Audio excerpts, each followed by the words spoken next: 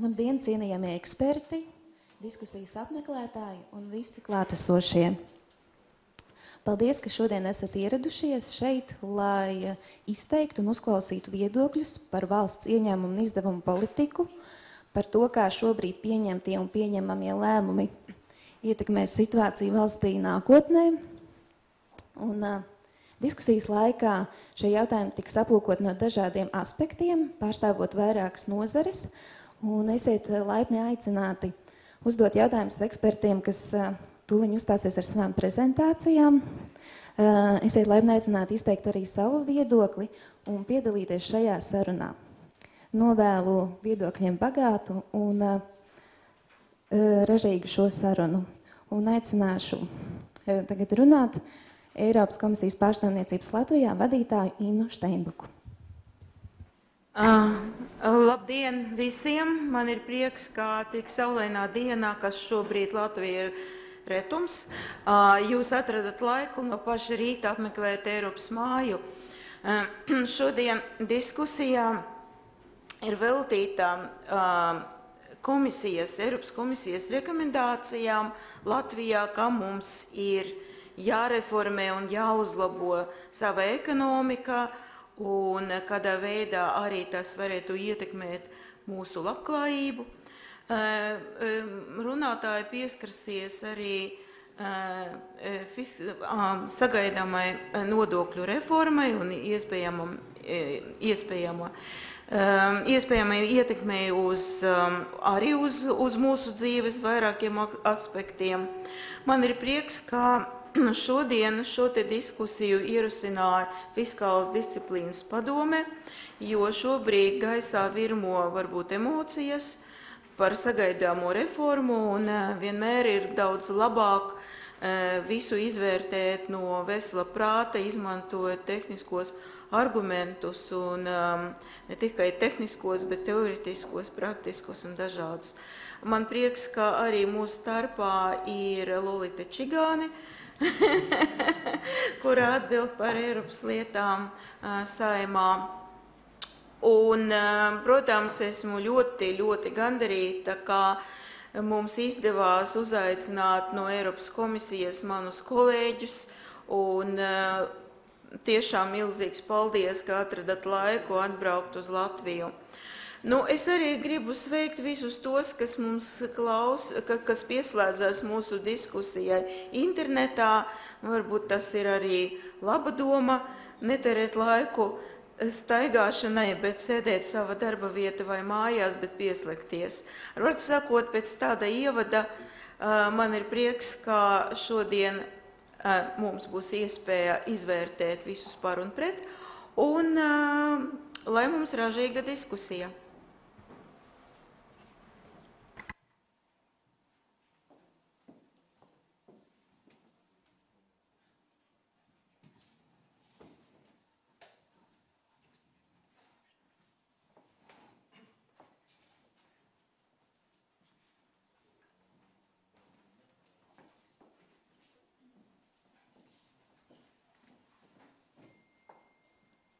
Labrīt! Liels paldies par atsaucību piedalīties mūsu pasākumā šodien. Pašlaik Latviju satricina dažādi lieli izaicinājumi.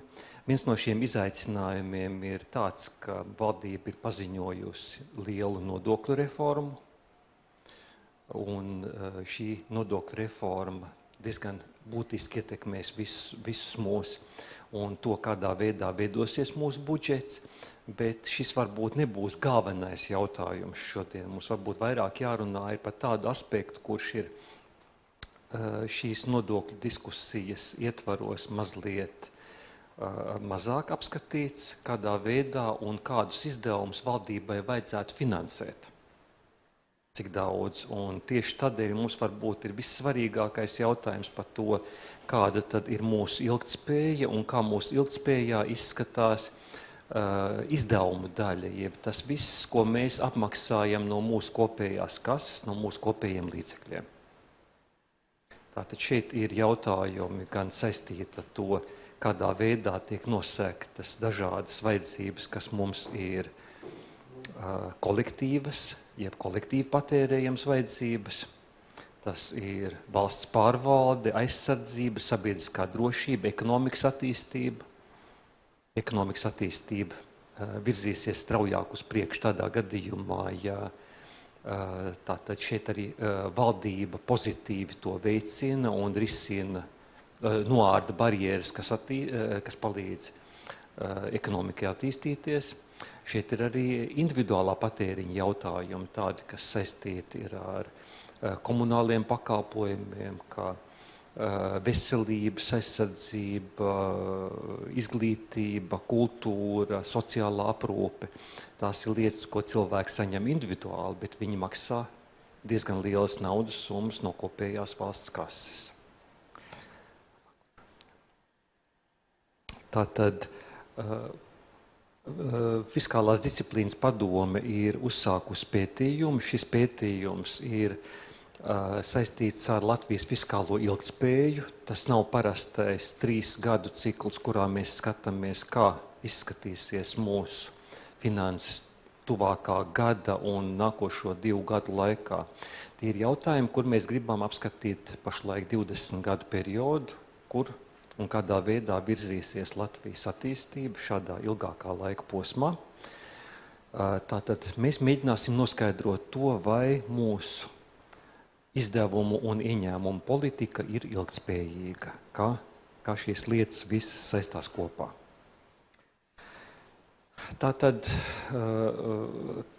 kā jau bija sagaidāms, mēs jau redzējām un dabūjām ieskatīties arī citu dalībnieku prezentācijās. Mums demogrāfiskie jautājumi ir lielākais izaicinājums. Tātad jautājums ir par to, kā ilgtermiņā tiks finansēti izdevumi, kas saistīti ar novecošanos, kā un kādā apmērā tiks finansēti veselības aprūpes izdevumi, uzlabojoties dzīves līmenim, un kādā veidā visas šīs vajadzības tiks finansētas. Ja strādājošo skaits strauji samazinās, ja mūža ilgums pieaug, tādā gadījumā ir jautājums, kas un kādā veidā to visu varēs finansēt un kā to visu varēs tālāk atrisināt. Visbeidzot, kāda tam visam būs ieteikumi uz valsts parādu. Valsts parāds ir tā mūsu rezerve, kurā varam mēs iegrābties sliktos laikos, bet labos laikos valsts parādu vajadzētu mazināt. Tātad līdz šim mums pēdējo 20 gadu laikā mums ir bijis 1 gads, kad budžets ir izpildīts ar pārpalikumu. Pagājušais gads, kurš bija tātad uz robežas, bija tāds, ka mums pēc kases izpildes tomēr parāds nedaudz pieauga. Tie bija dažādi citi konti, kur mums palīdzēja pagājušajā gadā kopbudžeta deficītu samazināt un nostrādāt ar sabalansētu budžetu pirmoreiz ilgākā laika posmā. Mēs veicām vairākas aptaujas, un šajās aptaujās šīs aptaujas tomēr uzrāda tādu tendenci, ka lielākā daļa iedzīvotāji sagaida to, ka valsts spēlēs diezgan būtisku lomu, lai nodrošinātu cilvēku labklājību. Tātad valsts to visu var izdarīt, bet valstī šim ir vajadzīgi resursi. Tajā brīdī, kad gāja runa par to, kad mēs jautājam par to, kā varētu, kādā mērā valdībai vajadzētu finansēt visdažādākos sociālos izdevumus, tad visi uzskatīja, ka sociālie izdevumi ir tie, kurus vajadzētu kāpināt. Gan veselības aprūpei, gan izglītībai, gan arī citām sfērām. Ja tos vajadzētu kāpināt, tad nākošais jautājums tālāk ir, tad kur tad ņemt nepieciešamos līdzekļus. Vērtējot tālāk to, cik lielai ietekmei valstī vajadzētu būt ekonomikas attīstībā, arī iedzīvotāji uzskata, ka valdībai šeit vajadzētu iesaistīties. Tātad ir cilvēki, kas uzskata, ka var šādus ieguldījumus veikt ar īstermiņa mērķiem, bet lielākā daļa tomēr domā, ka vajadzīgi ir pasākumi, kuriem varētu būt ilgtermiņa un stabila ietekme uz šiem jautājumiem. Diemžēl mums ilgtermiņa prognozes tādas, kas iet pāri par 3 gadiem, 5 gadi, 10 gadi nav sevišķi bieži nekur parādījušās, ja tāda mums ir vajadzīgi vairāk tādi ilgtermiņa, vairāk tāds ilgtermiņa skats uz tiem jautājumiem, uz tām problēmām, kuras mūs sagaida tālāk uz priekšu. Tātad šeit ir tādi no iedzīvotāju aptaujām tādi jautājumi, kur vairāk varbūt atbild uz to, kā cilvēki domā, kur valsts iztērē daudz naudas. Tad cilvēkiem rodas priekšstats par to, ka ļoti lieli izdevumi mums ir valsts aizsardzībai un drošībai. Cilvēki pareizi novērtē, ka mēs daudz tērējam sociālai aizsardzībai, bet tas ir daudz, bet relatīvi. Veselības aprūpei, tāpat laikā cilvēki uzskata, ka izdevumi veselības aprūpei un sociālai aizsardzībai ir nepietiekami. Visos šajos aprēķinos var redzēt, ka izdevumi ekonomikas attīstībai nav sevišķi augsti. Tātad cilvēki uzskata, ka ceļiem un infrastruktūrai pašlaik tiek tērēts daudz. Protams, jārēķinās ar to, ka šie izdevumi lielā mērā tiek finansēti no Eiropas Savienības līdzekļiem. Tātad pašlaik vēl nav tikai ekspertu diskusijās bijuši jautājumi par to, ka mums vajadzētu šos izdevumus turpmāk sekt pašiem. Cilvēki arī apzinās to, ka ir zināms atbalsts lauksaimniecībai, bet tajā brīdī, kad jāvērtē būtu vai vajadzētu tērēt vairāk, tad cilvēks saka, jā, bet šīm pašām sfērām, ceļiem, infrastruktūrai, tāpat lauksaimniecībai vajadzētu tērēt vēl vairāk. Tātad, kur tas viduspunkts ir, ja, tas ir labs jautājums, kur varbūt diskusijas dalībnieki šodien varētu palīdzēt arī apskatīt. Sarežģīts jautājums ir attiecībā par to, ko cilvēki domā par valsts spēju viņus nodrošināt vecumdienās. Diemžēl jauni cilvēki pašlaik uzskata, ka tas ir ļoti tālu nākotnē, tā ka par tādām lietām var nedomāt. Tomēr pētījumi, visdažādākā veida pētījumi pasaka to, ka ja cilvēki neuzsāk uzkrājumus savai pensijai, ja tādi uzkrājumi netiek saulēcīgi veidoti, tad tādā gadījumā vecumdienās nebūs attiecīgi sociālā nodrošinājuma. Tāpat pašlaik arī cilvēki nepietiekami domā par to, ka viņiem būtu jāveido uzkrājumi arī tādiem riskiem, kas saistīti ar veselības aprūpi. Jo ar to, ko valsts pašlaik spēja nosekt no tā, kas tiek finansēts, daudzi ir pārliecinājušies, nav pietiekami, lai pievērstu uzmanību un lai atrisinātu problēmas, kas ir būtiskākas. Tātad cilvēku doma par to, ka valsts nodrošinātu viņu vajadzības vecumdienās, ir diezgan veselīga. Viņi uzskata, ka šie pasākumi, kur pašlaik ir veikti, nav pietiekami, bet no otras puses arī nekas netiek darīts, lai šo situāciju pārvarētu.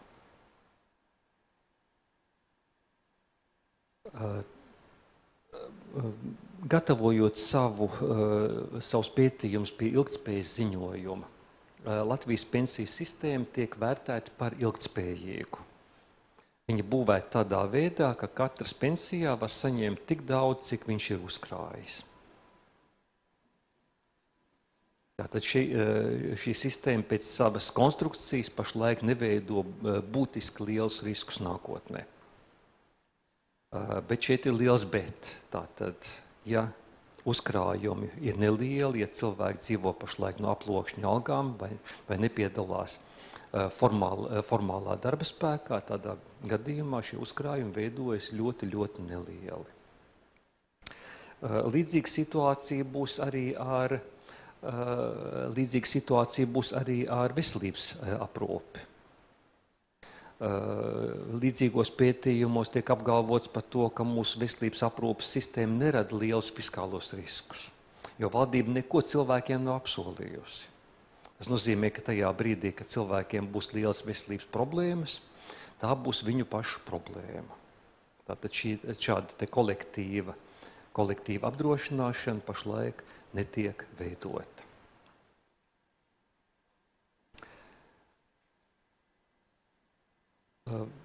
Pašlaik ir samērā augsts īpatsvars tādiem cilvēkiem, kurus apdraud nabadzība vai sociālā atstumtība. Eurostat, salīdzinot Latvijas rādītājus ar citām Eiropas valstīm, norāda, ka šie nabadzības un sociālās atstumtības rādītāji ir samērā augsti. Viņi ir augstāki nekā citās valstīs, un to lielā mērā nosaka arī tas, ka sociālā palīdzība nenodrošina pietiekami efektīvu aizsardzību pret nabadzību, un tāpat iespējas neizlīdzina mums piekļuvi veselības aprūpei un kvalitatīvai izglītībai. Un tieši šo faktoru, trūkumu šajos faktoros mums ierobežo iespēju iziet no šīm smagajām problēmām. Nabadzībā kopumā, jeb nabadzības apkarošanā, ir divas galvenās plūsmas. Viena plūsma ir saistīta ar to, ka valsts varētu finansēt un izlīdzināt ieņēmumus visiem tādā situācijā, kad cilvēki nonāk trūkumā, kad viņiem nav pietiekami ienākumi. Un otra problēma veidojas tādā situācijā, kad cilvēkiem nav vienlīdzīgas iespējas iegūt izglītību, lai viņi varētu no šīs nabadzības bedres izrāpties ārā. Tātad pašlaik šī iespēja nevienlīdzība arī ir viens no faktoriem, kurš pašlaik pasliktina mūsu situāciju. Tas bija tāds mazs ievads. Gribētos, lai eksperti šodien diskusijas laikā izsaka savus viedokļus, lai mēs redzam, kādā veidā mēs varētu virzīties uz priekšu savā pētījumā, jo šīs lietas ir svarīgas. Budžets, tāds kāds viņš veidojas mūsu rīcībā, ir tik liels, cik liela ir ieņēmuma bāze. Pašlaik ieņēmuma bāzē mēs varbūt pievērsīsim uzmanību mazāk.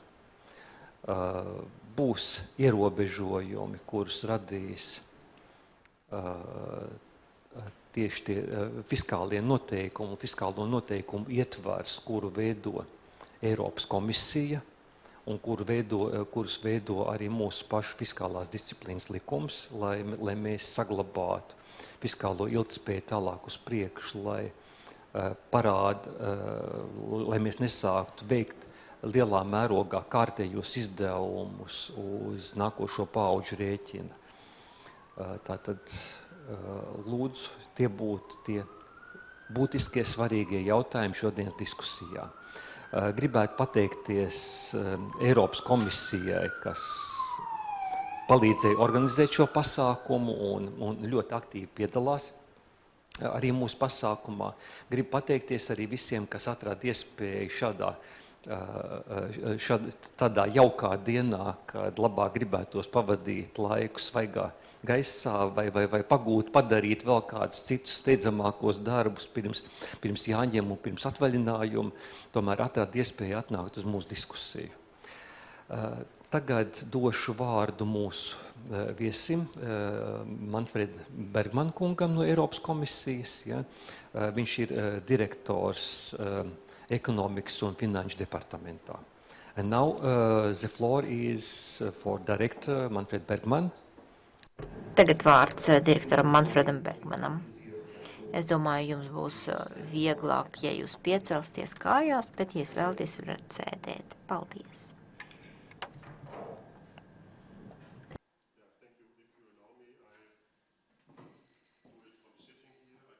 Paldies, ja iespējams, es turpināšu sēdot.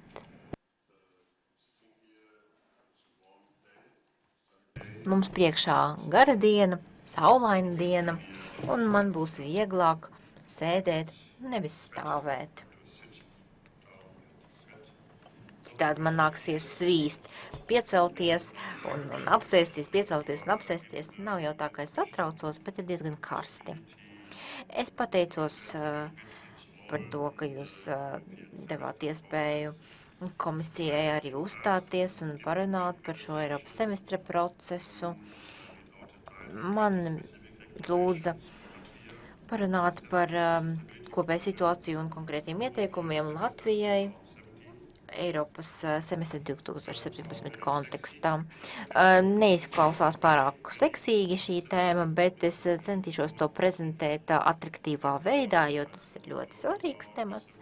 Un es vēlos runāt par Latvijas lomu Eiropas ekonomiskajā politikā un arī par to, par ko Eiropas dalību valstis ir kopēji vienojušās un parakstījušās vienošanos attiecībā uz ekonomisko politiku, fiskālo politiku un makroekonomisko, strukturālo politiku. Protams, ir jāņem vērā arī nacionālās stratēģijas. Jūs varat jautāt, kāpēc Latvija? Latvija ir ļoti maza valsts, kāpēc mēs nerunājam par valstīm tādām kā Vācija, Itālija, Spānija. Mēs zinām, ka tur ir ļoti liels spillover efekts, un visiem tas ir zināms, ka tam var būt būtiskas sekas Eiropas ekonomikai.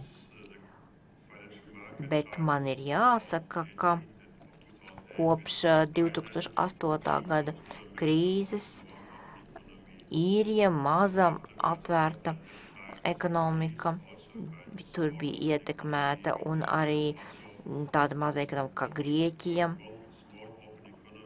pārdzīvo krīzi. Tādas maz atvērtas ekonomikas var ļoti labi signalēt to, kas var notikt plašākā mērogā Eiropā un kopēji tālāk nodošanas efekts. Visi runā par valsts parādu, un valsts parāds, protams, nav tas, kas mums visiem liek mierīgi gulēt. Ja ir parāds 20% no IKP apmērā, tad tas var novest pie būtiskām sekām. Kāda tad ir komisijas loma? Komisija veic monitoringu, novēro, kas notiek dalību valstīs, un dažreiz spēlē tādu kā futbola tiesneša lomu, bet nevis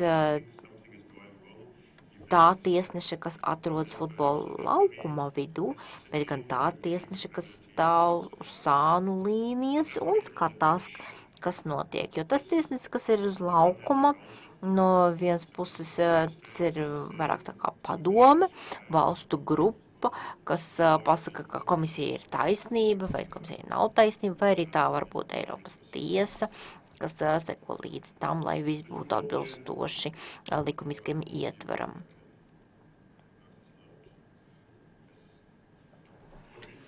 Tātad mūsu Eiropas semestra procesā atspoguļojas tas, kas notiek attiecībā uz valstu politikas un stratēģiju monitoringu. Šeit ar sarkanu ir atzīmēts periods no rudens līdz pavasarim, un komisija veido dažādus dokumentus, prognozes, aprēķinus, makroekonomiskos pārskatus, valstu pārskatus. Tas ir veikts uz analīzes pamata notiek konsultācijas ar iesaistītām pusēm, dalību valstīm, atbildīgām iestādēm, tiek apkopoti visi iegūtie dati un nākamajā fāzē tiek secināts, ka kaut kas notiek ne tā kā vajag vai varētu notikt ne tā kā vajag. Pēc tam maijā komisija veido rekomendācijas konkrētai dalību valstī, lai nodotu vēstījumu par to, ka komisijas prāt kaut kas noteiktās jomās nav tā kā vajag. Tiek pielietots zobārsta stratēģiskais ceļš. Labāk skatīties uz to, kas notiek, un būt pārāk uzmanīgiem, nekā nepietiekoši uzmanīgiem. Un, ja mums liekas, ka varētu būt problēma, tad mēs veicam padziļinātu analīzi, tā kā zobārsts ar rentgenu. Un tad mēs nonākam pie secinājumiem un piedāvājam ārstēšanu. Šeit man ir jāatstāj šī metafora ar zobārstu, bet pēc tam, kad mums ir rekomendācijas un ieteikumi, tad dalību valstīm pašām ir jārīkojas. Bet, ja viņi vēlas ignorēt to, ko saka komisija, tās, protams, ir viņa tiesības, bet mūsu pienākums ir prezentēt mūsu datus ECOFIN padomei, un tad ECOFIN jau veido savas rekomendācijas, balstīs uz komisijas rekomendācijām, un tur jau ir veidot īpaši akcenti, tur, kur vajag, ir īpaši process Briselē, un tiek runāts par iespējamiem pielāgošanas rīkiem, kas būtu jāpiemēro šeit. Šeit mēs paskatīsimies to, kāds ir bijis progress 16. gadā, un ja mēs paskatīsimies uz Latviju, ir jāsaka, ka, godīgi runājot, ar Latviju nebija tik slikti. Mēs sākumā paskatīsimies uz konkrētām reformām, kas tika saistīts ar struktūrālo darbību, bet bija arī fiskālās reformas, un mums ir arī savs kods, lai aprakstītu notiekošo, ir gadījumi, kad nav progresa, ir ierobežots progress, ir kaut kāds progress. Un 5 no 10 rekomendācijām, ko mēs apskatījām, arī pa apakšprogrammām, rekomendācijām, uzrādīja kādu progresu. Un bija arī noteikts lietas, kur bija pilnīga atbilstība, kā nepieciešams. Tas ir labi. Protams, ir neiespējami, lai pēc visām rekomendācijām valstī ir pilnīga atbilstība, jo tur ir arī struktūrāli ieteikumi, kas ir ļoti apjomīgi, un katru gadu mēs pārskatām šīs rekomendācijas. Struktūrālo reformu īstenošana var aizņemt 5 gadus, un tur būs, protams, tikai daļēja atbilstība, un pēc 5 gadiem jūs panāksiet pilnīgu atbilstību, bet tad mūsu rūpīgais zobārs atkal pārskatīs notiekošo un varbūt atkal kaut ko vajadzēs mainīt. Tajā, kas attiecas uz fiskālo ilgspēju, tad tur mēs vienmēr skatāmies uz notiekošo. Ja salīdzinām Latviju ar citām valstīm, te šajā slaidā mēs redzam zilās līnijas, kas ir Latvija, zilos tos nogriežņus, kas ir Latvija, un sarkanais pārējā Eiropas Savienība. Mēs redzam, ka Latvija vienā rekomendācijā ir ļoti pozitīva, tas ir pilna atbilstība, proti attiecībā uz fiskālo ieteikumiem, budžeta deficīta, kas ir zemāks par to, kas ir noteikumos, un arī parādu līmenis ir zemāks. Un tas jau ir liels sasniegums. Un nav pārāk daudz valstu Eiropas Savienībā, kuras ir to panākušas. Turpretim attiecībā uz citiem elementiem, jūsu sniegums ir līdzīgs citām dalību valstīm. Attiecībā uz citiem elementiem varbūt sniegums ir mazliet sliktāks nekā uzrādījušas citas dalību valstis. Bet kopējais secinājums ir tāds, ka Latvijai iet labi salīdzinājumā ar citām dalību valstīm. Tā kā jūs esat labā virzienā, uz labā ceļa, lai atrisinātu potenciālās makroekonomiskās problēmas, kas arī balstās kādreiz mikroekonomiskās problēmās. Un jūs cenšaties arī strādāt ar jūsu ekonomikas, tautsēmniecības, mikroekonomikas struktūru. Nu, es domāju, bija labi, ka es sāku šādu ar pozitīvu noskaņu. Turpiniet tāpat. Jūs esat uz pareiza ceļa. Un to mums nevajadzētu aizmirst arī tagad, kad mēs sākam pievērsties tām problēmām vai atgriežoties pie tās zobārsta līdzības, kad mēs pievēršamies tiem zobiem, kuriem, manuprāt, būtu vajadzīga rūpīga ārstēšana. Tagad, ja runājam par valstī specifiskām rekomendācijām 2017. gadam, ko komisija izdeva šī gada maijā, tad mēs redzam, ka lielā mērā šīs rekomendācijas ir līdzīgas tām rekomendācijām, ko mēs redzējām 2016. gadā, jo daudzos jautājumos bija zināms progress vai ierobežots progress, kas nozīmē, ka mērķis pagaidām nav sasniegts. Un tieši tāpēc mums arī turpmāk jāatgādina jums, ka ir šie jautājumi, kuriem jums ir jāpievēršas. Un šie ir arī tie jautājumi, attiecībā par kuriem dalība valstis vienosies vai ir vienojušās, ka komisija ir konstatējusi jau pareizās problēmas un ka visas pārējās 27 dalība valstis arī domā, ka tieši šiem jautājumiem Latvijai vajadzētu pievērst uzmanību. Pirmais fiskālā disciplīna un nodokļu izmaiņas vai nodokļu pārnese. Šī te rekomendācija. Daži no jums varbūt zina, ka mūsu tāds stabilitātes un izaugsmes pakts ir kļuvis sarežģītāks nekā tas bija sākumā. Sākumā tajā bija sacīts, ka publiskajam finansējumam nevajadzētu kaut kā negatīvi. Tur nevajadzētu būt negatīvai kaut kādām sakām, ja deficīts nav augstāks par 3% un parāds vairāk par 60%. Tas bija nepieciešams, kad mēs veidojām monetāro savienību. Tolaik tika teikts, ka ja publiskās finanses atbilst šiem te kritērijiem, tad kaut kādā veidā Eiropas monetārā politika nebūs tāda, ka to sabotē nacionālo dalību valstu fiskālā politika. Taču mēs sapratām, ka itin bieži problēmas nesākas sliktos laikos attiecībā uz publisko finansējumu, bet kā pamat iemesls, kāpēc sliktos laikos tiešām sākas problēmas, tas pamat iemesls jau ir atrodams labajos laikos. Tāpēc mēs esam mainījuši noteikumus, proti dalību valstis ir mainījušas noteikumus un sacījuši, ka jāskatās uz visu ciklu kopumā. Ir jāizvairās no tā, ka labos laikos, kad ekonomikai iet labi, ka tajos laikos dalība valstis sāk aizrauties ar tērēšanu vai nodokļu samazināšanu, un principā tur nav nekādas rezerves citiem laikiem. Tagad noteikums ir tāds, ka budžetam jābūt līdzsvarotam visa ciklu laikā.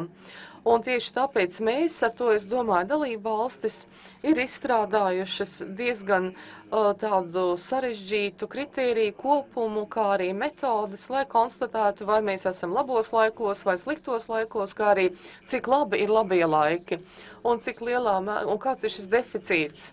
Un cik lielā mērā deficīts atspoguļo labos laikus, vai deficīts atspoguļo jau struktūrāls stiprās puses vai struktūrālās vājības. Tieši tāpēc mēs esam izstrādājuši šādus te vidējā termiņa mērķus. Un, Latvijai, tā kā Latvijas valsts parāds ir zem 60%, un tas struktūrālais līdzsvars, kas jums ir jāveido, tas ir jāveido cikliem. Kopumā tam nevajadzētu būt sliktākam par 1% no IKP. Bet, protams, visiem noteikumiem ir izņēmumi, viss, kas raksta drukāts ir mazajā drukā. Latvijai ir īpašas atļaujas attiecībā uz struktūrālām reformām, jo mēs Mēs zinām, ka ilgtermiņā šīs struktūrālās reformas dos savu ieguldījumu publiskajā budžetā, bet iespējams, ka īstermiņā sākotnējās izmaksas palielina šo deficītu, un Latvijai ir dotas šādas divas pielaides vai atlaides attiecībā pirmkārt uz pensiju reformu, ko Latvija ir uzsākusi, un arī attiecībā uz veselības aprūpas reformu. Otra tā rekomendācija apakšgrupa, papildus šiem te vidējā termiņa mērķiem, te bija rekomendācija, ka Latvijai vajadzētu pārbīdīt vai pārnest savus nodokļus, mainīt šo sistēmu, jo ir konstatēts, ka Latvijā ir ļoti liels nodokļu sloks tiem, kuriem ir mazi ieņēmumi. Un tas no vienas puses, protams, nemudina ieiet darba tirgu oficiālajā ekonomikā. Un savā ziņā tas arī samazina šo te mājsaimniecību un iedzīvotāju izmantojamos vai pieejamos ienākumus. Tā kā ir svarīgi, lai jūs pievērstu uzmanību šiem jautājumiem. Rekomendācija bija ne tikai pārnest šo nodokļu slogu, lai samazinātu nodokļus tiem, kuriem ir maz ienākumi, un pārnest nodokļus uz citiem nodokļu avotiem, kas mazāk kaitē darba vietu radīšanu un ir drīzāk tādu ieņēmumu ziņā neitrāli. Tā kā jums nevajadzētu palielināt deficītu, bet pārnest šo nodokļu slogu neitrālā veidā. Šī rekomendācija ir ļoti svarīga, jo, kā zināms, mūsdienās te varētu būt šāda situācija, kad visi ir uzvarētāji. Tas var nākt par labu nodarbinātībai, tas var nākt par labu arī IKP, un tas arī mazinātu nevienlīdzību. Un tā, protams, ir tā dividende, uz kuru ir vērts tiekties. Un Latvija ir viena no valstīm, kurai ir sliktākais sniegums attiecībā uz šo nodokļu samazinājumu mazo ienākumu saņēmējiem. Proti, ja mēs skatām 41% šiem te mazo ienākumu saņēmējiem, bet citās valstīs tas būtu 3%, ja ņem vērā gan nodokļus, gan sociālās iemaksas. Kaut arī kopumā nodokļu līmenis Latvijā ir diezgan zems salīdzinājumā ar citām valstīm, tomēr nodokļi, kas tiek piemēroti mazo ienākumu saņēmējiem, ir ļoti augsti. Otra valsts rekomendācija valstī bija attiecībā par sociālo palīdzību, profesionālo izglītību un veselības aprūpi. Ekonomikas sociālais pīlārs ir patiesībā sabiedrības pamats. Un šajā ziņā komisija ir ieteikusi un dalība valstis ir piekritušas tam, ka pie šī jautājuma Latvijā vēl joprojām ir jāstrādā, proti ir jāuzlabo sociālā drošības tīkla adekvātums, kā arī papildus pacelt darba spēka kvalifikāciju un arī pātrināt profesionālās izglītības satura un programmu reformu. Un neaizmirsīsim, ka Latvijā tikai 50% no bezdarbniekiem tiešām saņem pabalstu, un minimālais ienākums tiem, kuri nevar saņemt šādu bezdarbnieku pabalstu, Latvijā ir ļoti zems, kas ir bieži vien zem izdzīvošanas līmeņa. Un apmēram 50% no pensionāriem un apmēram 40% no cilvēkiem ar invaliditāti, viņi ir nabadzīgi. Un šis īpatsvars ir daudz lielāks nekā mēs redzam Eiropā. Un es domāju, ka šī Eiropas procesa pievienotā vērtība ir tā, ka mēs kaut kādā veidā varam salīdzināt Latviju ar citām valstīm. Un tā kā šo dažādo valstu dimensijas ir ārkārtīgi svarīgas, jo mēs varam salīdzināt gan to, kas ir darījis pagātnē šajā valstī, bet mēs salīdzinām arī ar citiem spēlētājiem. Un mēs redzam, ka citiem iet labāk, un tādā gadījumā te ir nepieciešama kaut kāda pamatojuma. Šajā kontekstā otrs elements ir veselības aprūpes sistēma. Attiecībā uz to rekomendācija ir tāda, ka vajadzētu palielināt veselības aprūpes rentabilitāti un arī uzlabot piekļuvi veselības aprūpei, kā arī samazinot gan pacientu līdzmaksājumus un ilgās rindas. Nu, patiesībā, lai mēs pateiktu skaidri, komisijai nav nekas pret pacientu līdzmaksājumiem, ja tā ir apzināta politiska izvēle. Dažās valstīs ir šie maksājumi, pacientu līdzmaksājumi vai maksājumi privāti, jo valsts ir pateikusi, mēs negribam, ka visa sabiedrība attiecībā uz šiem medikamentiem līdzfinansē jūs. Ja jūs gribat tieši šos medikamentus, maksājiet paši. Vai arī, piemēram, mēs neesam gatavi maksāt to visu, bet tikai 80 vai 70%. Jo, ja kaut kas ir pilnīgi par velti, tad varētu būt pārāk liels patēriņš, jo cilvēkam tas neko neizmaksā. Aiziet uz aptieku, nekas nav jāmaksā, tad jums arī vienalga, vai jūs nopērkam 50 vai 100 tablešu iepakojumu un tā tālāk. Tas pats attiecās uz dažām arī terapijām vai ārstēšanu. Dažas lietas nav nepieciešamas no veselības viedokļa. Varbūt tās ir nepieciešamas tieši tā individam, kā viņš to uztver, varbūt kaut kādu estētisku apsvērumu dēļ, vai arī tāpēc, ka jūs jūtaties mazliet neērti, bet patiesībā šī problēma nav nekas tāds, kas apdraud jūsu veselību. Un ja šā ir bijusi valdības un politikas veidotāju leģitīma izvēle, ja ir skaidri pateikts tā privāta lieta, ja gribat tērēt naudu tam, krājiet naudu un tērējiet, bet sabiedrībai tas nav jāfinansē. Taču Latvijā ir radies iespējas, ka daudz šie līdzmaksājumi vai privātie maksājumi nav veidojušies tāpēc, ka ir ticis apzināti pieņems politisks lēmums, bet drīzāk tur ir kaut kāda makroekonomiskas kvotas un makroekonomiskas budžets, un kāds varbūt, piemēram, gada beigās grib saņemt pakalpojumu, tad viņam saka, nu, diemžēl, vai nu jūs gaidāt, vai maksājiet pats par kādu pakalpojumu. Un es šaubos, vai tā ir apzināta politiska izvēle, ko izdarīs Latvijas valdība. Iespējams, ka tā ir blakne vai blakus parādība, nevēlama parādība kādam citam mērķim, ko gribēja sasniegt, bet tas neizskatās, ka tā būtu apzināta izvēle. Un tā kā mēs esam kā tas tiesnesis, kas stāv tur uz sanlīnijas un aicina pievērsties šim jautājumam. Trešā valstī paredzētā rekomendācija attiecās uz valsts pārvaldību, publiskā sektora pārvaldību. Proti, cik efektīvs, cik atbildīgs ir šis sektors, kāds ir tiesiskums, kas notiek ar investoriem, kad, piemēram, viņi saskars ar klientu, kurš bankrotē un tam līdzīgi. Šie ir visi tie jautājumi, kas ir būtiski attiecībā uz investīcijām. Un mēs visi zinām, ka privātās investīcijas plus publiskās investīcijas, tas ir arī pašreizējās un nākotnes izaugsmes avots. Un, kad ir pārāk maz investīcija, sāksies ekonomiskā stagnācija. Un arī valsts sāks atpalikt. Šeit mēs redzam rekomendācijas, kas jau ir spēkā 4 gadus. Daži elementi ir pietiekoši labi, citos ir iespējams pilnveidoties, bet Latvija skaidri parāda, ka tā pūlās, bet ir nepieciešams arī struktūrālās reformas, kas var prasīt gadus.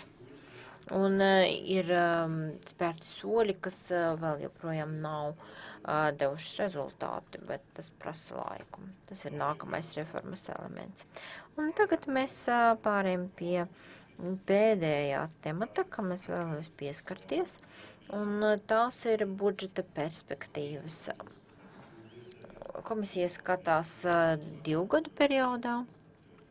Tātad šis aprēķins ir līdz 2020. gadam. Mēs izdarījām vienu no mūsu tradicionālajiem prognožu analīzes variantiem, to mēs veicam pavasarī, un tas ir domāts tam, lai novērtētu Latvijas stabilitātes programmu. Un komisijas prognoze parāda, ka Latvija pēc vairākiem sāpīgiem recesijas gadiem, krīzes gadiem virzās uz priekšu un Latvijas ekonomika atgūst dinamismu. Latvijai nāk labie laiki, varētu tā teikt.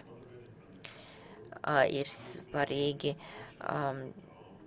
tas, ka nodarbinātības problēmas kļūst mazāk izplatītas, un puse no nenodarbinātiem nesaņem pabalstus.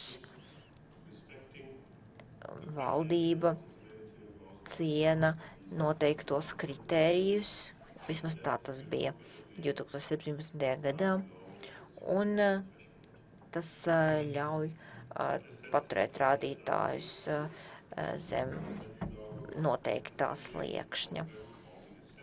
Šeit mēs redzam citus datus. Mēs skatāmies un redzam, ka laika periodā no 16. līdz 17. gadam viss izskatās labi un atbilstoši, bet mums ir liels šaubas par 2018. gadu, jo tika iesniegtas budžeta aplēses un tika izmantota metode, par kuri vienojās visas dalību valstis, un izmantojot šo metodi, mēs novērojam būtisku novirzi no plānotiem mērķiem. Un šī novirzi ir diezgan liela, procentuāli no IKP, un ir jāskatās, kā tas viss mainīsies. Mums ir jābūt uzmanīgiem ne tikai kā komisijas dalībniekiem, bet mums arī kā dalību valstīm ir jābūt uzmanīgiem šādos gadījumos. Tāpēc Latvija ir jābūt ļoti, ļoti uzmanīgai, lai šie prognozētie riski neiztenotos. Kādi ir iespējami iemesli šādai būtiskai novirzei? Pēc mūsu domām, nodokļu reforma, kas šobrīd tiek apspriesta,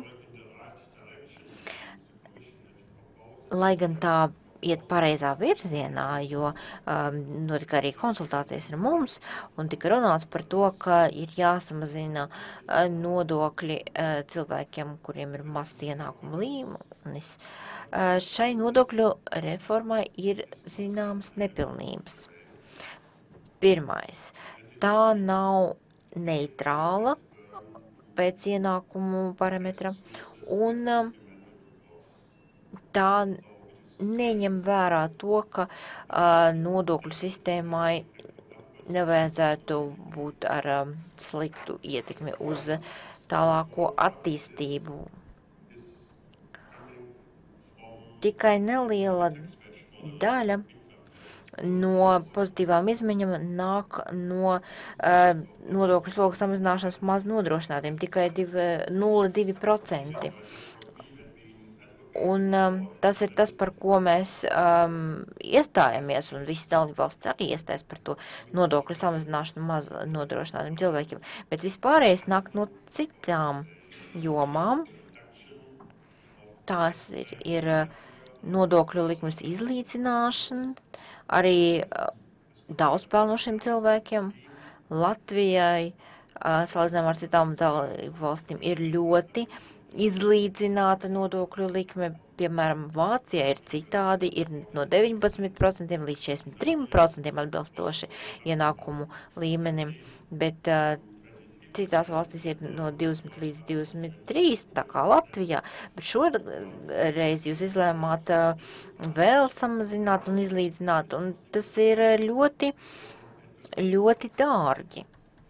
0,8% no IKP ir kopējas izmaksas šādai izlīdzināšanai, un notiek arī nodokļam reinvestētai peļņai atlaides, un tur arī ir komplicēta situācija, jo tas var stimulēt izaugsmi, bet var arī notikt negatīvi efekti, varbūt novēroti. Ir arī citi nenoteikti riski, un kopumā jāsaka, ka šī reforma, ieskaitot kompensācijas mehānismus, ir ļoti dārga, tā ir procikliska, jo tā nenotiek laikā, kad ir recesija, kad jūs vēlaties stimulēt pieprasījumu, bet notiek tagad, kad ekonomikai klājas labi, un tad jums ir tāds papildus pieprasījums.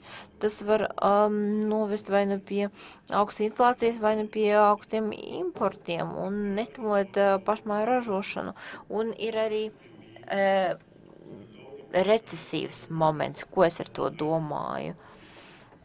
Ir daudz pelnoši cilvēki, kas šeit nedod ienākums budžetam, un šeit pēdējā grafikā var labi redzēt pa kreisi ir dažādu krāsu stabiņi.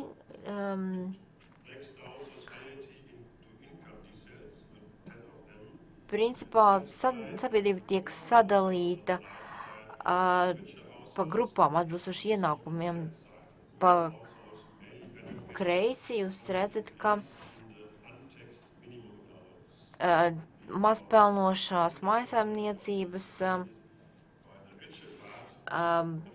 gūst kaut kādus bonusus no tikai dažiem izmaiņas momentiem, kad ir ar nodokļu neapliekami pabalsti un standarta iedzīvotāju ienākumu nodoklis 20% likmē.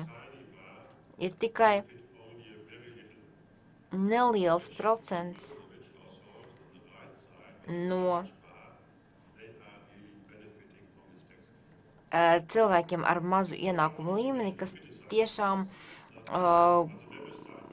ir guvuši pozitīvas pārmaiņas pēc šim ienākumu nodokļu reformas plānam, bet cilvēki, kuriem ir augsts ienākumu līmenis, jūs redzat pa labi augsti stabiņi zilā krāsā, viņi tiešām ļoti daudz iegūst no šīs reformas. Un komisija ļoti kritizē šādu reformu, jo no vienas puses var skatīties tikai uz izmaksām, kas cik maksā, un valsts nolēma, ko mēs darām.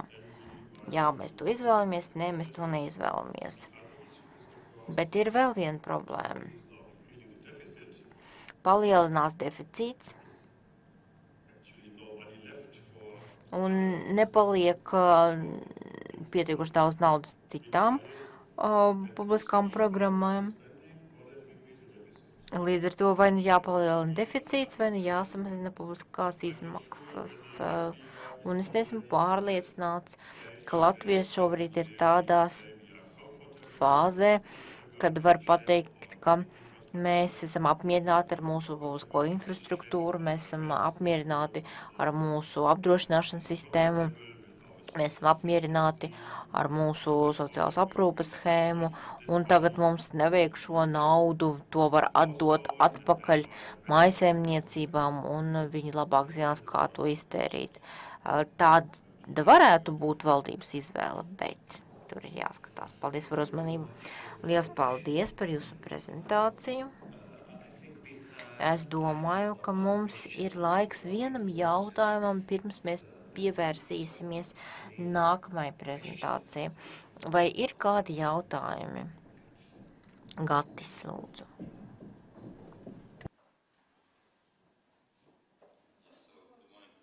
Labrīt. Gatis Eglītis, ekonomists. Man ir bijis tas gods strādāt Ekofin ģenerāla direktorātā 8 gadus. Mans jautājums ir par konkrētām rekomendācijām valstīm. Es redzu, ka daudzas no šīm rekomendācijām nemainījies pēdējo gadu laikā.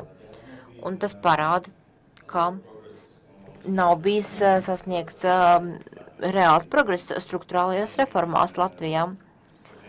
Manā skatījumā tā ir stagnācija lielo lēmumu līmenī.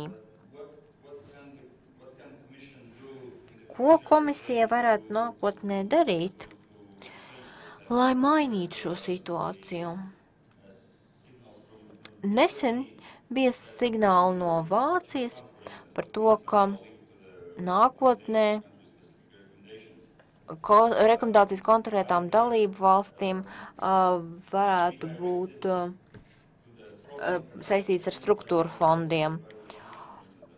Piemēram, komisija var identificēt sektorus, publiskā pārvalde, izglītība, un tad struktūra fondi var tikt iesaldēti, ja valsts nevirzās pietiekoši ātri tajās struktūrālās reformās, kas tika identificēts 5 gadu periodam.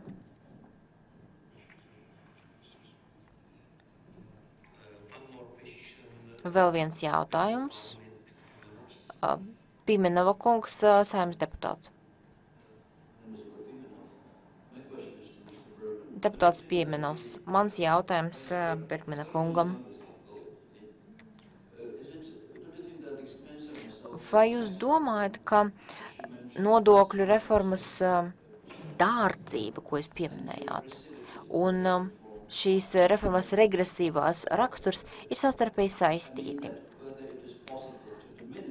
Vai ir iespējams samazināt šo dārdzību, ja mēs palielinam IIN likmi augstākam ienākumu līmenim? Ja mēs ieviešam progresīvo IIN, tā kā tas ir vairumā ES dalību valstu. Paldies!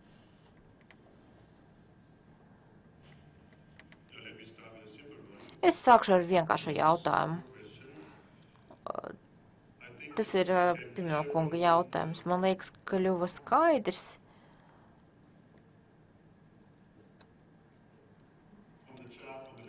Jau no šīs diagrammas pa kreisi, kurajam ir iegūms no kuras nodokļu reformas schēmas. Un nabadzīgākie iegūst no ar nodokļu neapliekamo minimumu paaugstināšanas, un bagātākie iegūst no IIN samazināšanas līdz 20% līmenim. Līdz ar to, ja nodokļu schēmu padarām mazāk regresīvu, vairāk progresīvu, tas nozīmē, ka jūs vai nu atstājat ienākumu nodokļu līmeni 23% līmenī, kāds ir tagad, un vienkārši palielināt neapliekumu minimumu. Tas nozīmē, ka nabadzīgākajām mājasemniecībām būs praktiski visi ieguvumi, un izmaksas, protams, būs daudz mazākas. Tas maksās mazāk valstī, un tas nozīmēs, ka būs vai nu mazāks deficīts, vai arī atliks iespēja tērēt šo naudu citām jomām. Un tas, protams, ļoti interesē valdības. Labi, es atbildēju uz jūsu jautājumu, vai arī nē. Vai tas atrisinās reformas dārdzības problēmu? Jā, atrisinās, jo, kā es jau teicu, mūsu slaidos ir atrodama informācija, ka nodokļu reforma 23% samazināšana maksā 0,8% no IKP. Tas nozīmē, ka šī nodokļu likmes samazināšana jums izmaksā 0,8% no IKP. Tas palielina standarta deficītu. Protams, var spēlēties ar dažādiem variantiem un pateikt, ka var samazināt likmi līdz 20%, vai līdz 21%, vai līdz 22%, un tur ir dažādi scenāriji un dažādi aprēķini, bet, protams, tur ir jāskatās uz to, ka būs mazāk ienākumu budžetā, un tur ir jautājums par to, kā reaģēt. Vai nu mums veidojas lielāks deficīts, vai arī mēs izmantojam šo naudu, lai to novirzītu veselības aprūpes sistēmā. Bet es nevēlos tagad ieslīgt tādās diskusijās. Jums var būt 25 citi kandidāti, kas teiks, ka uz viņiem ir jāizterē šī nauda šīm jomām, un tur var būt riski ar neatbilstību citiem struktūrāliem ieteikumiem. Savukārt pirmais jautājums. Jūs sacījāt, ka strādājāt komisijai. Tātad es brīnos, ka jūs vaicājat, ko komisija varētu darīt. Jūs taču zināt, ko komisija var darīt. Var pacelt karodziņu, var noraidīt no laukuma, bet beigās dalībvalstis kaut ko dara un izlēma. Jūs arī sacījāt, ka maz kas ir mainījies rekomendācijās un maz progress struktūrālās reformās. Es tik daudz neteiktu. Es jau sākumā sacīju, ka struktūrālām reformām ir nepieciešams laiks. Reizēm arī mainās kaut kas. Varbūt viena valdība uzsāk ļoti labi struktūrālās reformas, jaunā valdība kaut ko pagriež atpakaļ, kaut ko sāk mainīt. Un struktūrālās reformas ir arī sāpīgas tiem, kuriem ir jāpiemērojas tām. Tā kā ir iespējams, ka šīs reformas grib ieviest pakāpeniski mazāk sāpīgi. Tāpēc es domāju, ka nevajadzētu par to sodīt. Es vienmēr dodu priekšroku pakāpeniskai, bet ticamai pieejai. Salīdzinājumā ar šo šoka pieeju, kuru pēc tam varbūt ir pilnībā jāmaina. Taču tā doma, kas parādījās, protams, ir tāda, ka struktūra fonda izmaksām varētu būt nosacījumi. Un šī ideja ir jau, tas jau mums ir šie makroekonomiskie nosacījumi struktūra fondu saņemšanai. Ja nav atbilstība makroekonomiskajiem kritērijiem, tad ir tāds zināms mehānisms, kur kad vienā brīdī arī šādas te izmaksas tiek apturētas. Un es domāju, ka tā ir tā doma, ka varētu šo mehānismu paplašināt un attiecināt arī uz mikroekonomiskām reformām, struktūrālām reformām. To varētu darīt, bet, kā jau es sacīju, tas prasa zinām laiku. Ja kaut ko tādu grib darīt, tad nepieciešama zinām eskalācija. Jo tomēr vienmēr ir jāpiedāvā iespēja piemēroties, piedāvāt motivāciju, stimulus. Un otrkārt, dalību valstīm vēl ir jāpiekrīt šādam pasākumam. Dalību valstīm ir jāpiekrīt, vai tās grib kaut ko tādu ieviest. Tādā gadījumā tā būtu dalību valstu izvēle. Ja tās nevēlas, tad nevēlas. Lielas paldies Bergman kungam. Ļoti interesanta prezentācija. Mums nav pietiekami daudz pētījumu Latvijā par tādu jautājumu, kā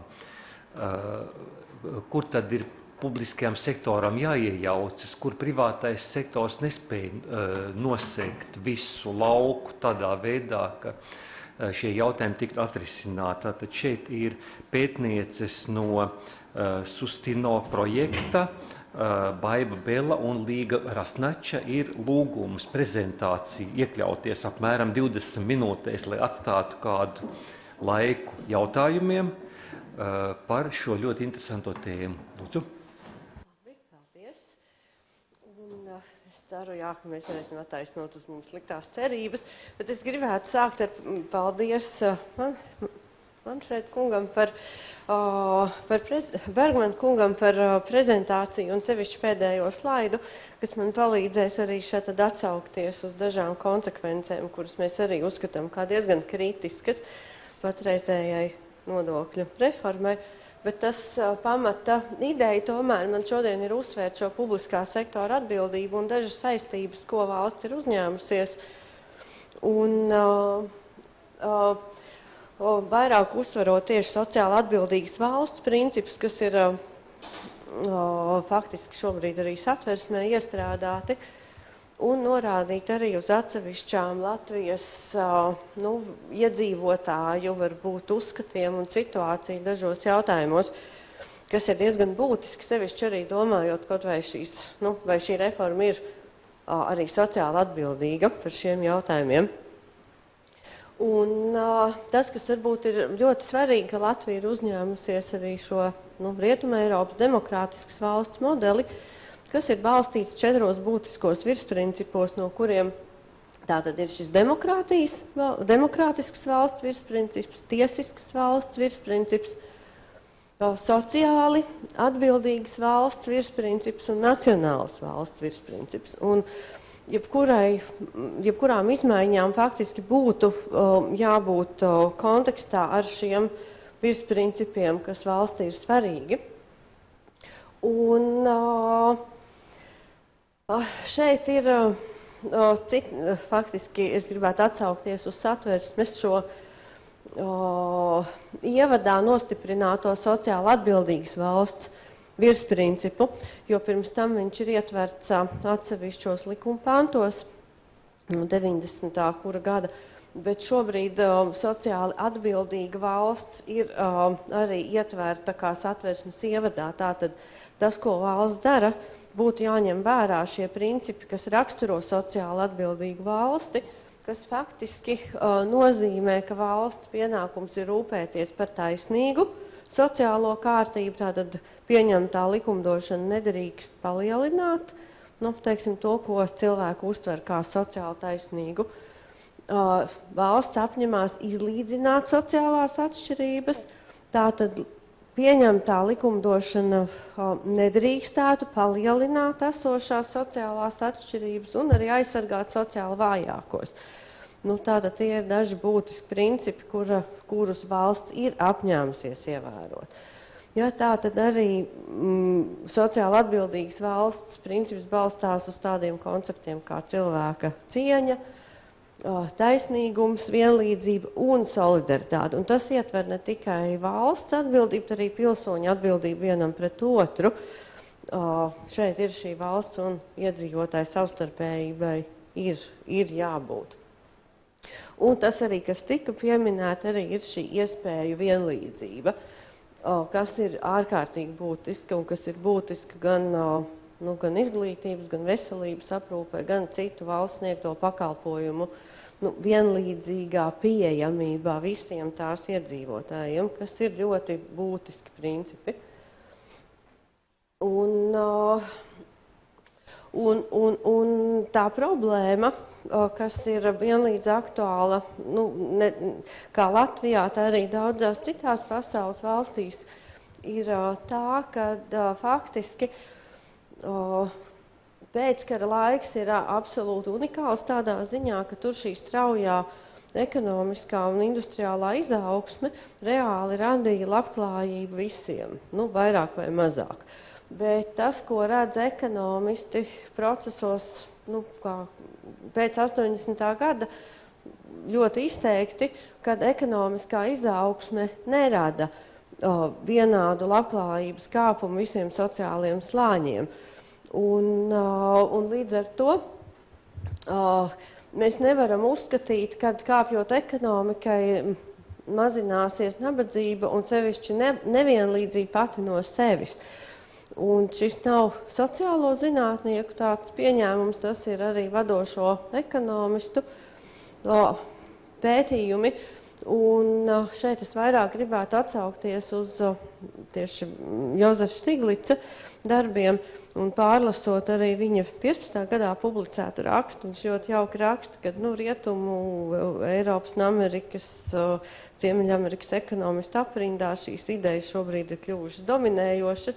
Latvijā es pagaidām to nekādā veidā nejūtu, kad šie uzskati, kad liela nevienlīdzība faktiski kavē ekonomisko izaugsmi, kad vājina ekonomiku un mazina stabilitāti, tieši sociālo stabilitāti, un kad faktiski tas, ar ko regulē šo nevienlīdzības mazināšanu, nav ekonomikas izaugsme, bet tieši politiskas instrumenti. Un šobrīd šie politikas instrumenti, diemžēl lielā daļā attīstītu valstu ir tādi, kas rada lielākas privilēģijas dažām sociālām grupām, bet ne visām. Un tāda tā ideja ir, un Jozefs Stiglits to parāda uz lielās līnijās uz Eiropas un Amerikas atšķirībām, kur pie līdzīgas kapitālisma ekonomikas nevienlīdzība ir būtiski Amerikā augstāka. Teiksim, tur arī, kā jūs ziniet, Gini indeks ir ap 40, jeb 0,04, 0,40, kamēr Eiropā tas vidējais ir ap 0,30, ja Latvijā, teiksim, arī ir šis starp Eiropas vidējo un Amerikas, ja 0,35, un tāds viņš mums vairāk vai mazāk visu laiku arī turās. Bet atsevišķās Eiropas valstīs viņš arī ir 0,26. Tātad pie līdzīgas ekonomiskas sistēmas tomēr Eiropas šī politiskais regulējums panāk vienlīdzīgāku ienākumu sadalījumu starp iedzīvotājiem, kas ir faktiski ļoti būtisks. Un tas, kā Latvijā šobrīd tiek pieņemti politiski lēmumi, tur tomēr ir jādomā, vai tie tiek pieņemti tādā veidā, kas šo nevienlīdzību mazina, vai tieši otrādi nostiprina, vai vēl sliktāk atsevišķām grupām rada lielākas privilēģijas nekā citām. Un, ja mēs tomēr esam Eiropas Savienībā, tad tas man šķiet diezgan dīvaini, ja tajos procesos, kur Latvijā tiek pieņemts kāds nozīmīgs politisks regulējums, un šī situācijā nodokļu reforma ir nozīmīgs politisks regulējums, mēs aizējam nu, teiksim, prom no Eiropas vērtībām, nevis sekojam tām Eiropas vērtībām, kādas tomēr šeit ir. Un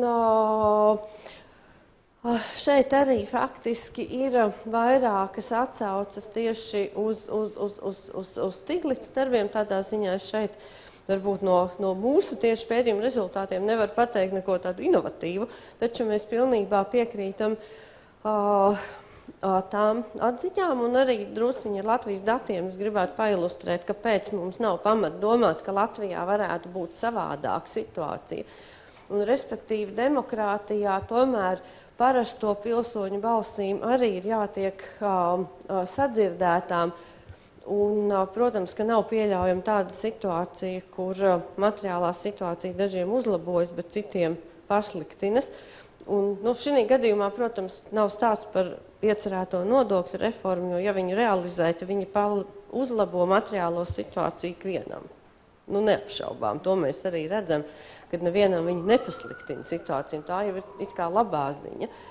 Taču problēma ir tā, ka ja palielinās nevienlīdzība, tad liela nevienlīdzība jebkur rada cilvēkos cerību zudumu. Tajos cilvēkos, kas saprot, ka esošā sistēma nav tāda, kurā viņi varētu cerēt uz labāku dzīvi. Un pie Latvijas lielajiem emigrācijas rādītājiem, it kā uzlabojoties ekonomikai, samazinās nedaudz šī emigrācija. Un arī atpakaļ migrācija tomēr palielinās ar katru gadu. Taču tas, ko rāda pētījumi par emigrāciju, ka cilvēki labprāt paliktu šeit. Un arī kaut vai tā tendence, ka daudzi pirmspensijas vecumā dodas prom, lai Lielbritānijā nopelnītu sev cilvēku cienīgu pensiju, viņi it kā nebūtu normāla. Cilvēkam arī strādājot Latvijā ir jābūt cerībai uz cilvēku cienīgu pensiju. Un nevienlīdzība, šis viens no blakus efektiem, cerība trūkums, viņš ne tikai kavē migrāciju, viņš arī bloķē faktiski rīcības spēju. Un to parāda arī citi, teiksim, Rodžera Valkara pētījums par nabadzības kaunu, kad, ja cilvēki ilgstoši dzīvo nabadzībā, tad tieši šis kauna un cerību trūkums arī paralizē viņu spēju vispār risināt pat elementāras lietas savā dzīvē.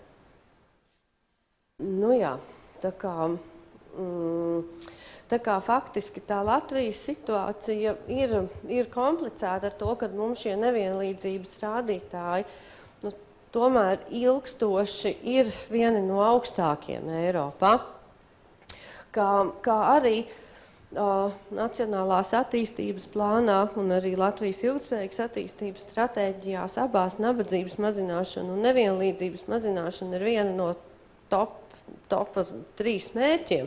Un ir jautājums, kādi ir šie instrumenti, reālie rīcība politikas instrumenti, lai šos mērķus sasniegtu.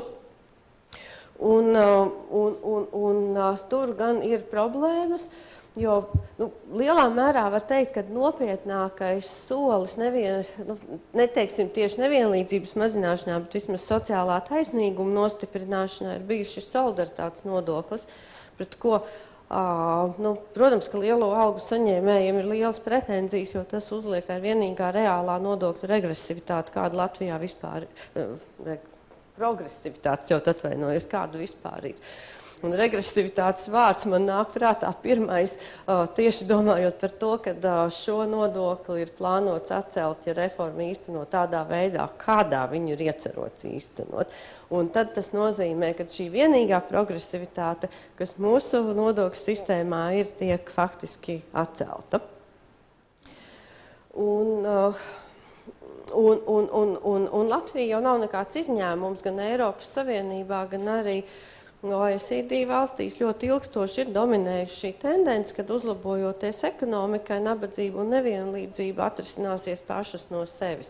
Kā jūs droši vien arī sekojat līdzi kaut vai šīm diskusijām par Eiropas sociālo tiesību pīlāru, viens no tiem momentiem, kāpēc šī diskusija vispār ir kļuvusi aktuāla, ir tieši tā, kad arī Eiropas politiķi redz, ka nemazinās tā nabadzība un nevienlīdzība pati no sevis. Un arī pēdējos gadus arī OECD savās rekomendācijās ļoti nopietni uzsver tieši rūpes par nabadzības mazināšanu un nevienlīdzības mazināšanu. Tā kā tas arī nav nekāds postsociālismu izgudrojums, ka šīm lietām vajadzētu pievērst uzmanību. Un šeit mazliet ir slaids, kas parāda iedzīvotāju subjektīvo pašvērtējumu par saviem ienākumiem un ko viņi var atļauties, kur viņi sev pieskaita. Šī daļa uzskata, ka viņi knapi savēl galus kopā un naudas nepietiek pārtikai vai naudas pārtikai pietiek, bet jau piemēram, apģērba iegāde rada finansiālas grūtības. Šī vidējā daļa uzskata, ka naudas pietiek tātad pārtikai apģērbam, pamatlietām, bet lielāku lietu iegāde rada grūtības. Un faktiski tātad ar savu situāciju pilnībā apmierināti, ka var atļauties arī ilgtermiņa lietošanas preces ir 19%, 16. gada dati un 1% uzskata, ka var atļauties arī jau ekskluzīvas lietas. Ja mēs paņemtu iedzīvotāju ienākumu sadalījumu no darba, tad faktiski nav pārsteidzoši īstenībā šis subjektīvais novērtējums lielā mērā sakrīt arī ar to, kāds ir tas iedzīvotāju reālie ienākumi. Šeit nav, teiksim tā, pesimistiski negatīva novērtēšana par sliktu sev. Un pie šādas situācijas, kad liela daļa cilvēku var atļauties pamatlietas, tur ir diezgan jādomā, var sakot, kādā veidā tad šo situāciju labot vai mainīt, un varbūt tomēr ir vērts ieklausīties arī Eiropas komisijas ieteikumos, ka tas, kas ir nepieciešams darīt, ir kaut ko uzlabot tieši mazo algu saņēmēju galā, kur sastopas ar ļoti lielām grūtībām, kuriem, faktiski arī pētījumi rāda, ka Latvijā un visur citur arī Eiropā, kad tie, kam ir mazāk ienākumi un zemāka izglītība, ir arī sliktāka veselība. Un viņiem objektīvi uz veselības aprūpi iziet vairāk līdzekļu nekā tiem, kam ir laba veselība, un viņi arī pat prevencijai nevar atļauties.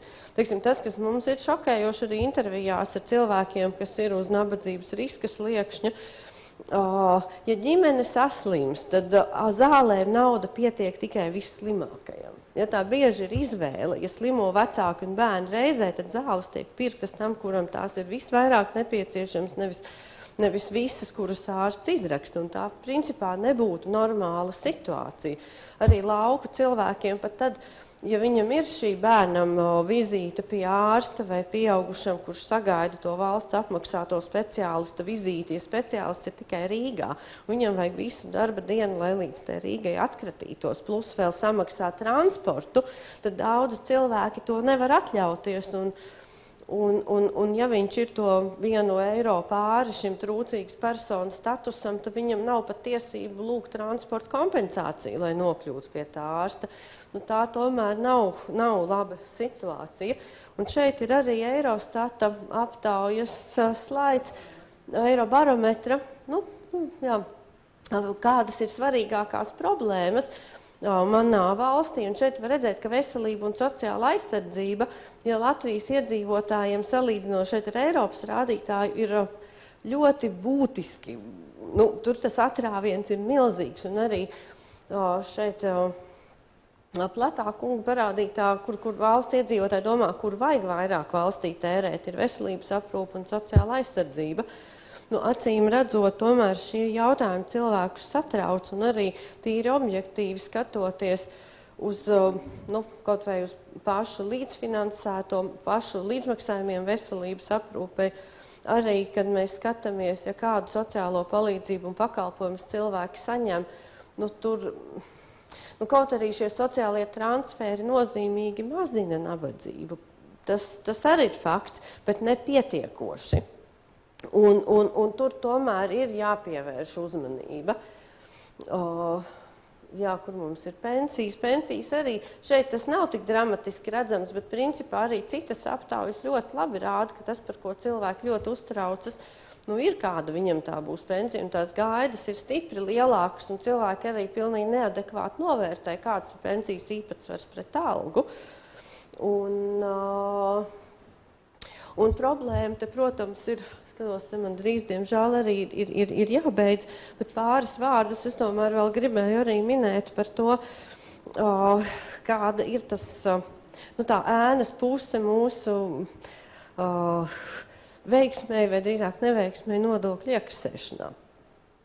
Jo jebkura nodokļu reforma ir saistīta arī, teiksim, nav noslēpums, ka Latvijā rādītāji nodokļu iekasēšana ir viena no zemākajiem Eiropā.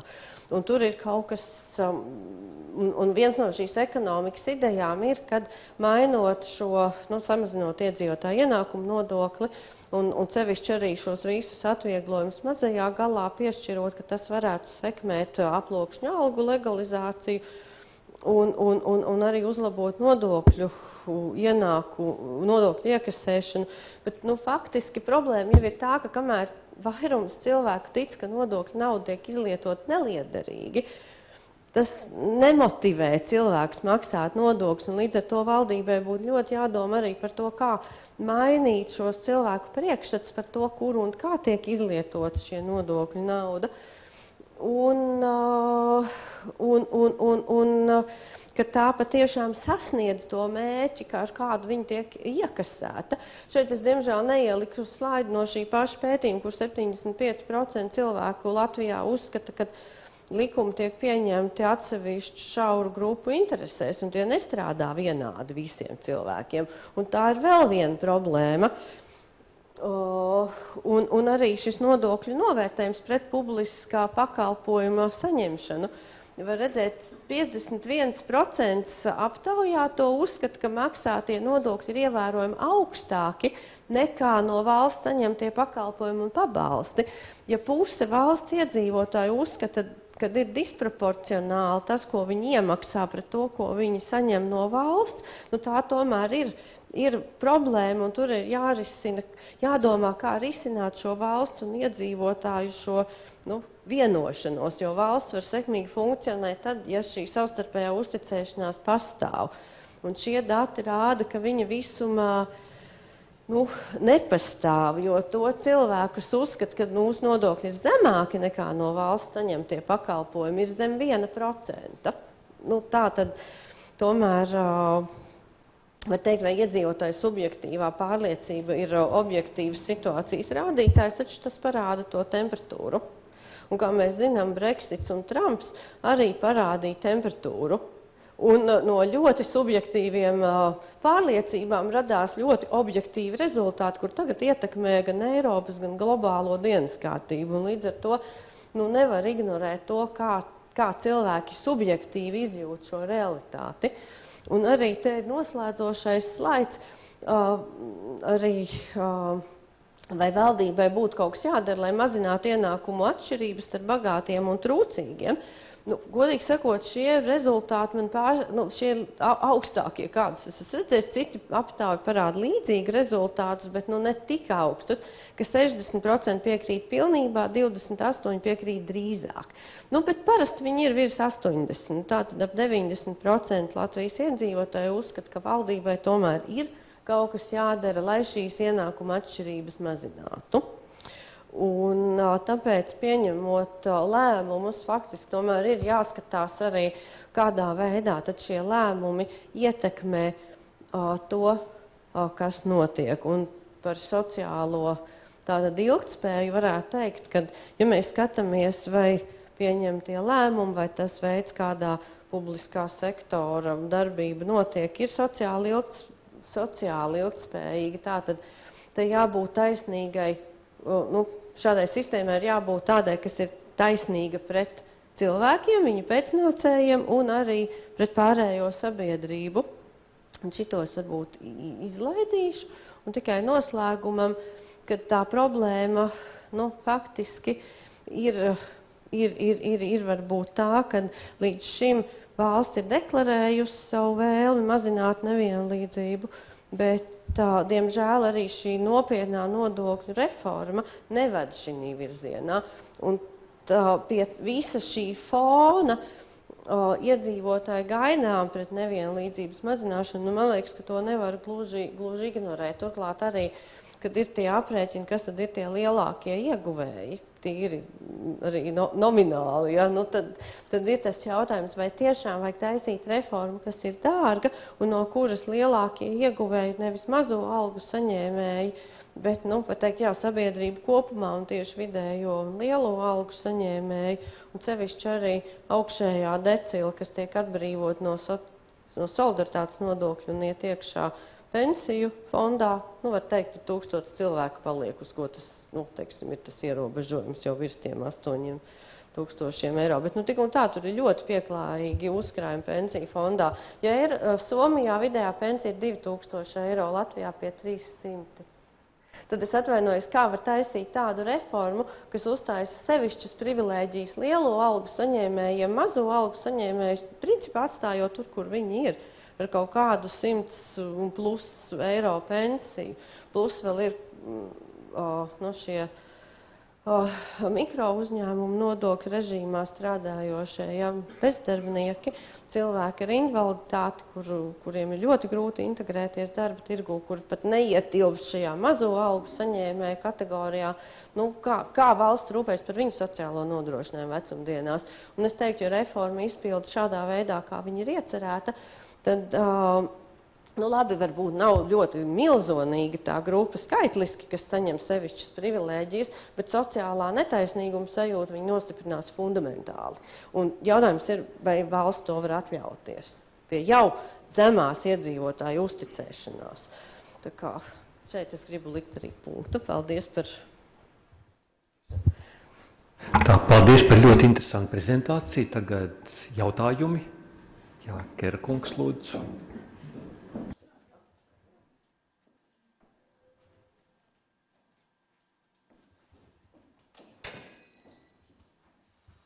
Paldies par lielisko prezentāciju. Jautājums abām pētniecēm. Sakiet, lūdzu, kas jūs iedvesmoja tik ļoti aktuālā un vajadzīgā darba radīšanai? Tā, paldies par jautājumu. Mēs ar Baibu strādājam vairākus gadus kopā projektā un strādājam gan ar kvantitatīvām, gan ar kvalitatīvām metodēm. Un kad pagājuši gadu mums ar studentu palīdzību mēs uzklausījām to dzīves stāstus, kas nevar nekādi izrāpties no nabadzības. Un tur nav tā, ka tur ir tikai kaut kādi alkohola lietotāji vai tam līdzīgi. Ja? Tas, protams, ļoti emocionāli arī iespaido. Viena lieta ir objektīvie dati, kurus mēs visu laiku regulāri analizējam, bet otra lieta ir šīs subjektīvās liecības un arī daudzu aizbraukušo cilvēku dzīves stāsti par to, ka viņi nevar samierināties ar sociālo netaisnību Latvijā. Tā, vēl vienam jautājumam laiks, lūdzu. Pirms 4 gadiem es atceros tieši arī dienu pēc pašvaldību vēlēšanām Pasaules banka prezentēja vienu ļoti lielu pētījumu par sociālo nevienlīdzību, par pabalstiem, par bezdarba jautājumiem tā tālāk. Starp citu, jā, to projektu toreiz finansēja Eiropas komisija. Kā jums liekas, teiksim, vai no šī apjomīgā pētījuma, kas tiešām bija unikāls, vai no tā kaut kas ir izdarīts, vai tas ir vienkārši atstāts plauktiņā? Paldies. Es pateikšu vienu lietu. Man ir kolēģis ļoti neatlaidīgs, ar kuru kopā mēs arī esam minēto pētījumu gaidījām un sagaidījām un analizējām. Un viņš regulāri raksta Labklājības ministrijai par to, ka šis pētījums būtu jāiztulko latviski.